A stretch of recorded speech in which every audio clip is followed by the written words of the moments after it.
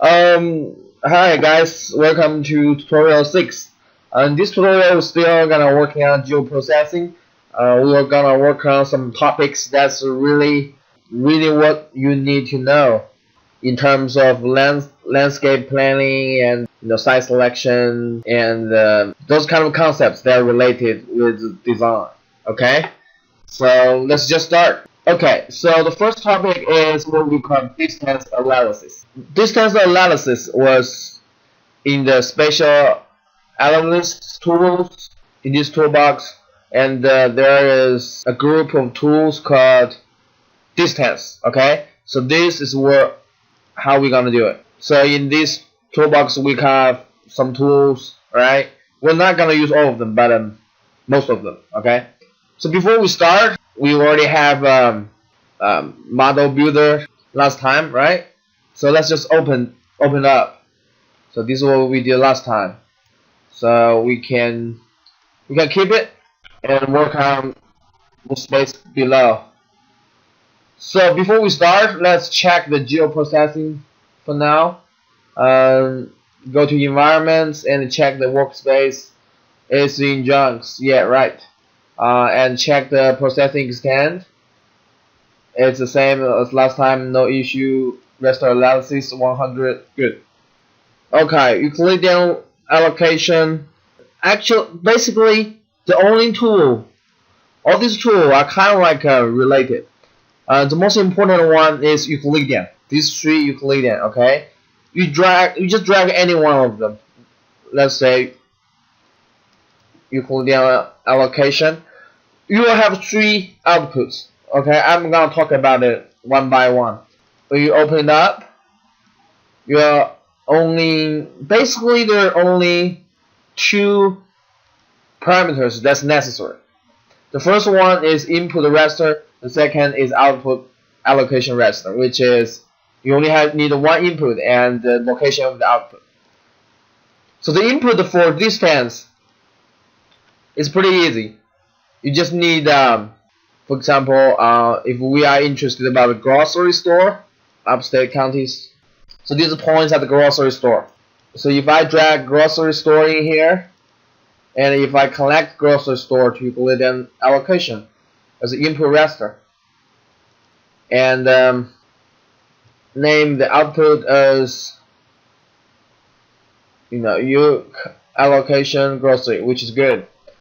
And you will find there's other two optional parameters. One is output distance raster and output direction raster, which means you can also create a raster called distance raster here and a direction raster here. Okay, let's find the location in junks and let's name it as this grocery. Right? Let's name this one as direct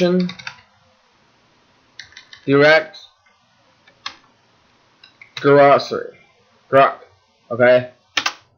The other important thing is the source field. For example, in the grocery layer, there's a lot of fields. Usually, what we do just choose object ID. Okay.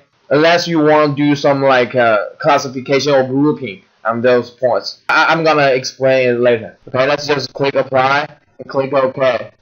And then let's run. After finished, let's just add to display. So here was the three layers I created. The first one is direction, which was this one, right? So what this works is you can see here. Let me pull up the grocery here. Yes. So you can see here, it's really interesting. These points, they kind of classify the space between them. All right. So basically, what this do was, let's make these points bigger. So basically, what this do was, let's change another color. So with these also points, so the computer will calculate the space around these points based on the direction. For example, and it is showing here. For example, red is north. So all this space,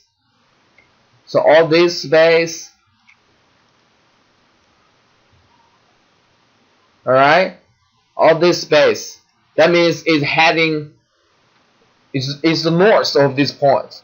Okay, and it also have northeast, which is orange, so this is northeast, and northwest, so these are northwest. If I'm a point here, then I'm at the northwest of my destiny, of my like base point. All right, so it will help you classify all the area, all the space. If I'm point, anywhere here, I know which direction I was based on the closest point. Okay, so if I'm here, this point is closer, so I mean the closest point, which is blue. I guess it's like west. Okay, so direction. Okay, this is what direction means. Then let's go to allocation. Okay, allocation is kind of like similar, but it's like a classification of lands that like computer calculate the lands below to these points or the most closest to these points. For example, if I'm point here, I'm closer to this point and further to all other points. So they make it like a dark green because all this belongs to dark green. If I'm a point here, I'm more close to this point instead of this point. So all these lands belong to like yellow. Okay, same with orange. So it's like a really good way to classify the lands. Think about if you do some design, you want your land use, you can do that with this method. For example, I have this landmark. I have a pretty good this waterfall, and I can I know what kind of area is more closer than here instead of here. Okay, it's like pretty much the same as a tool that in Rhino that we call it Illinois, which is here. You can see here, Illinois. So it's like here. Okay, it's like cells in biology. Okay, it's pretty cool. This is pretty cool to me. Okay, next one is distance. So this one is pretty important. Okay, you will work with it all the time. When we talk about proximity, okay, proximity, how closer from one point to other point, okay, whether or not my land is closer to the facility available to me. So let's say here they tell you, if you can find it here, it's from 0 to a larger number, right? So the blue is like a bigger number, right? So basically all this value is the distance to the closest grocery. If I was a point here, then my distance to the closest and available grocery store is, I believe, is almost in this zone. Okay, so it help us to identify all the distance to the closest grocery store. So we know like anywhere we know how close to the grocery store. Okay, so that's what it is. Pretty cool. Alright, so that's what we call distance. Another way you need to remember is I kind of like took a note here, like the notes here, to remember that in distance, this layer, all the values here are feet. Because our coordinate system is made by feet. So when they calculate it, do calculation or something like that, it will using unit of feet. Okay. Okay. The other concept is what we call surface analysis. Oh, the other thing I want you to know is this glossary is a point, right? You can use it as lines, polygons, any kind of vector data. Okay. So next topic is about surface analysis. These are the toolbox, and let me just show you how to what it is. So it's located in still the spatial analyst.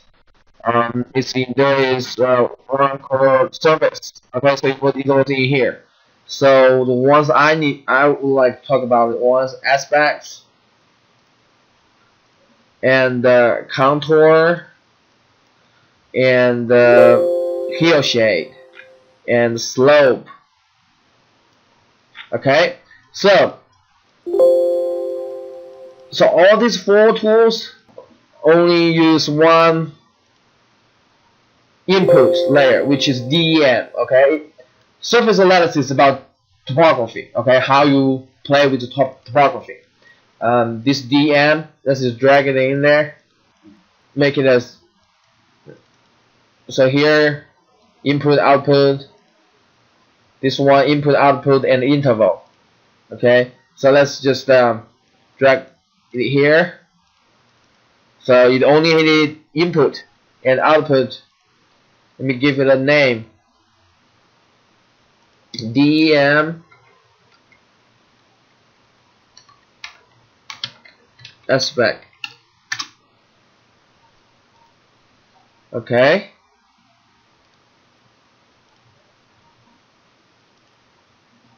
Alright. So the second thing was contour lines. Okay, let me just drag it in here. Input raster. And give a name like DEM contour. Okay, and the contour interval I would like to give it like 100. Click OK. By the way, the value of DEM is also feet. Okay, so heel shade. Just all of these are optional, so just input and output. I will name it as DEM heel shade. Save. And slope, same thing. You can change as degree or personalize. I would like just use degree. So slope DEM. Cool. I just want to run all of them and then you see the results. Let's just run.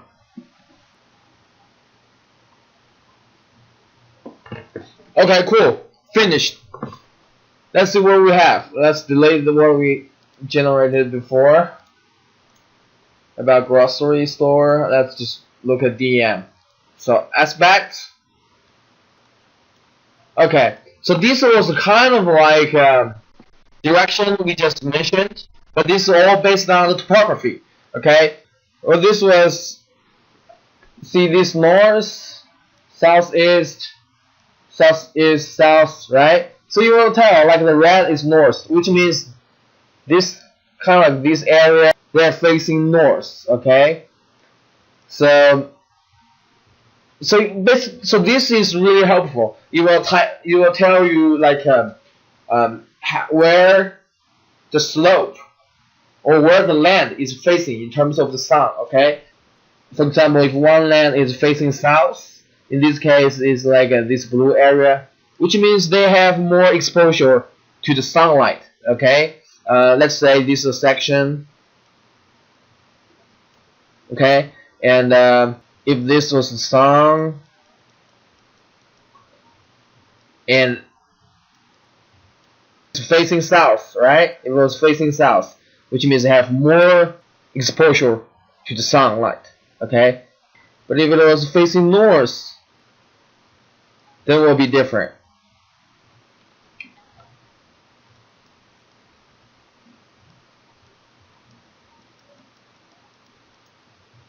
right? So the sunlight will come like that, which can make some difference if you have a really large lens. Okay, cool. So this is about aspects, which is solar condition. Okay, and also contours. So you will look at this. It's basically the same, any kind of contour as you studio before, right? Just create like a same interval of contour lines to tell you the topography. Like here is some mountains, right? Some mountain areas, right? Okay, so let's see next. Hillshade.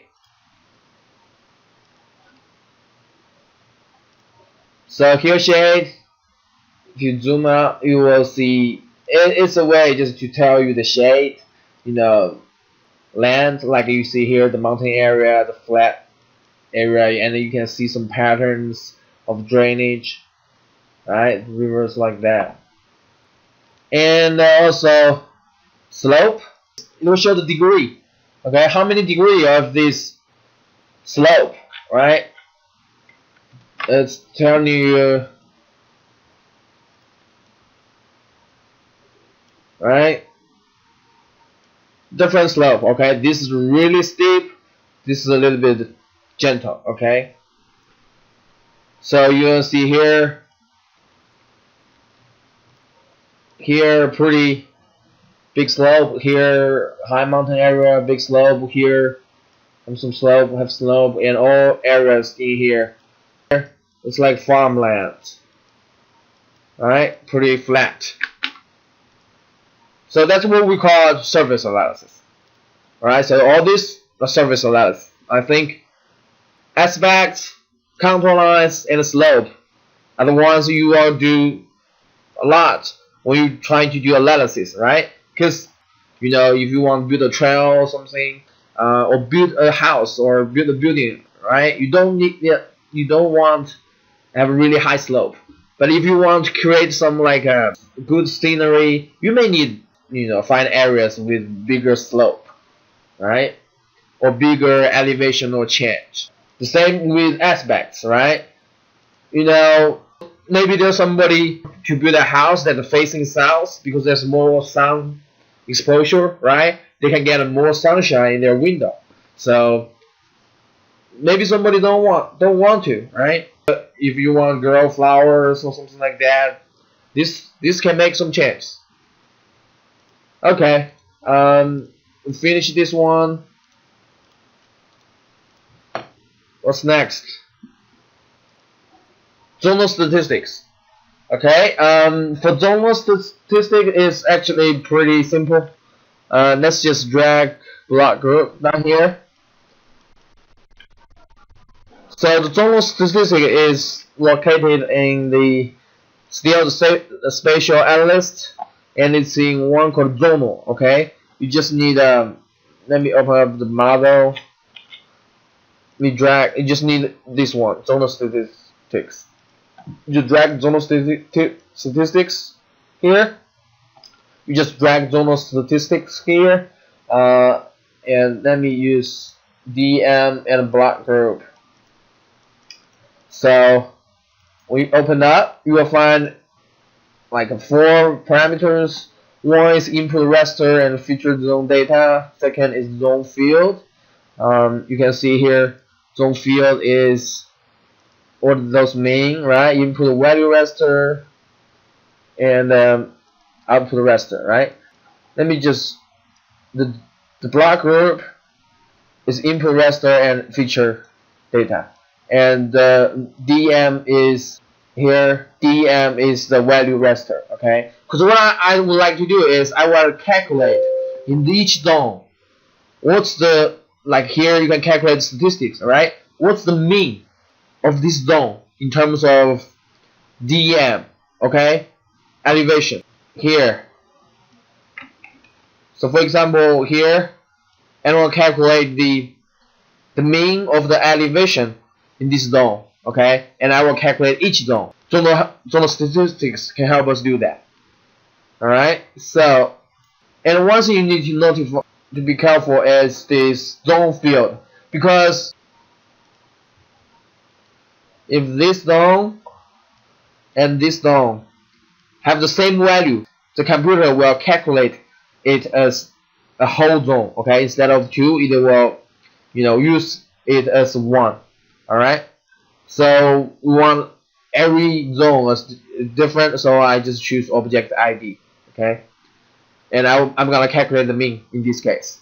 I click apply, click OK. Let me just run it. There you go. And let me add to display. Pretty easy to understand, I guess. So see here. Did you tell the difference? This zone, right? Based on each zone. And this is what is natural. And this is based on each zone. They will calculate the mean of each zone. Okay? I can do some colors down here maybe. I think it's very easy to understand. But it's useful because think about if you want to find out a city boundary, or in this case it's zip code or block groups, right? This block group, right? So if you need this kind of data, you need to use zone statistics. Okay. All right. So what's next? Reclassify. This is a really important concept. It's basically like symbology in some case, but what difference about reclassify is that it changes the entire data instead of just change how it's represented. Okay, let me show you what this means. So reclassify was still in spatial analyst tools. Let me just pull this up. In the reclass, there's one called reclassify. Let me drag it in. Let me use DM, small demonstration. Let me reclassify DM in this case. Basically, what reclassify was, you see here, these are the values in DEM. Okay, they will reclass the value in different new values. 214 and 568 will be 1 when you create a new raster layer. Okay, and you can classify it, based on some statistics like quantile. For example, I'm gonna create 4, let's say, and the same thing. Just make sure when you do reclassify, just drag this a little bit. All right. Okay, just drag it a little bit. All right, and then click OK. When you do reclassify, there's a default called no data. Okay, every time you have no data, I really recommend you to change no data to 0. Okay, really important. Change no data to 0. Okay, and all these new values you can change whatever you want. I think the elevation is the higher the better. So I make the higher ones 4, and the lower ones just 1. So let's apply and see what happens. Let me run it. Okay, cool. Let's add to display. There you go.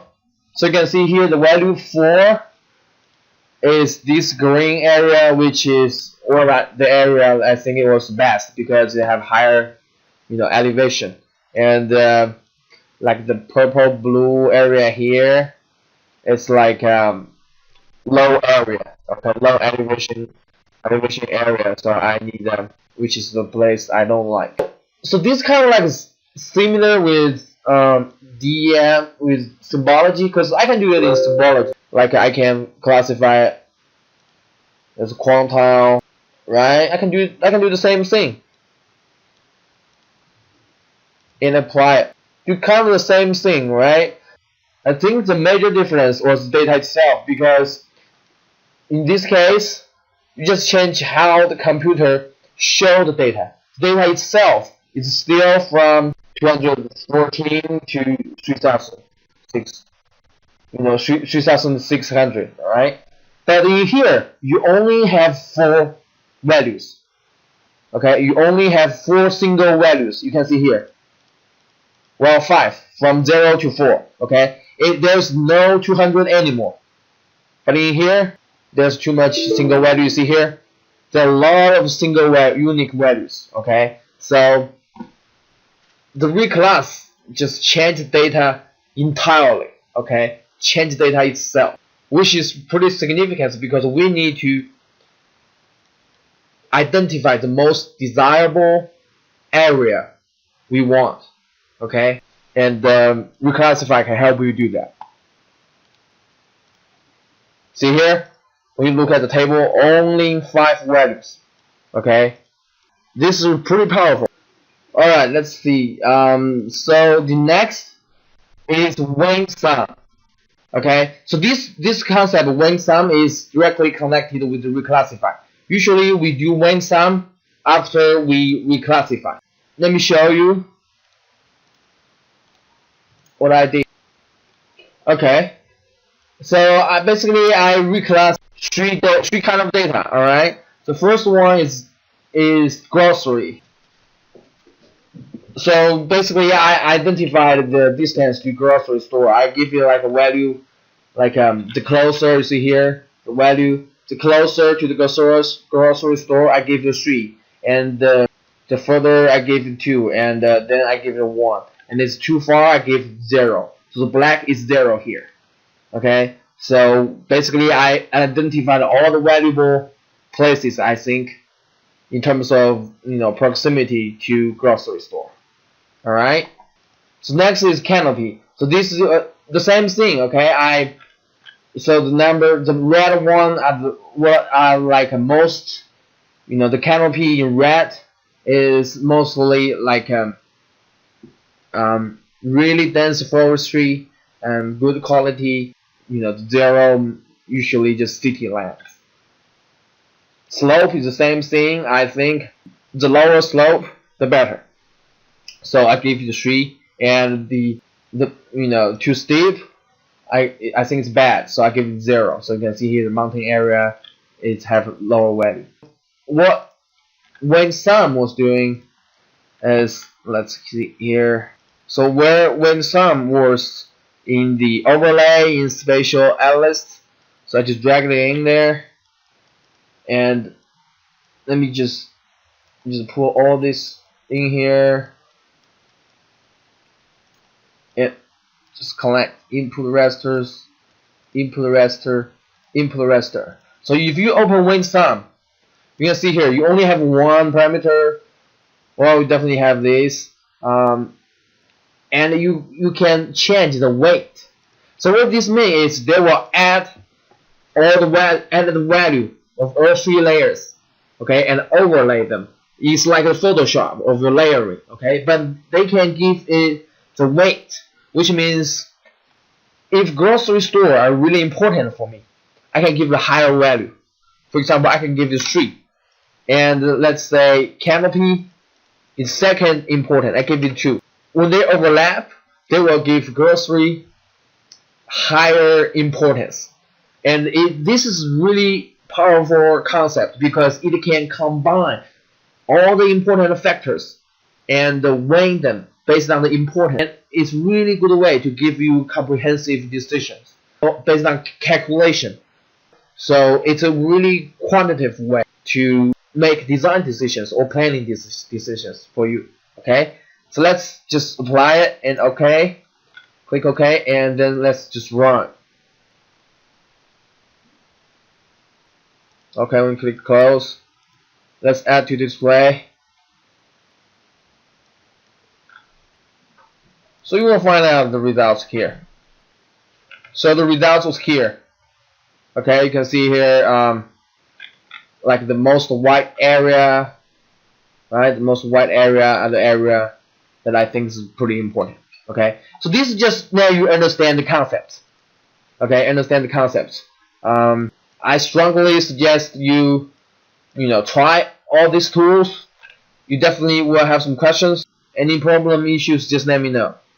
Even the map I created here, I think I have some issues on the edges because you see here it kind of like clip the map a little bit because I think it's because I didn't classify this layer right. So you see the results is all based on this layer. Okay, but the main goal is try to let you understand the concept of these tools. So I think this one is for today. So thanks for watching.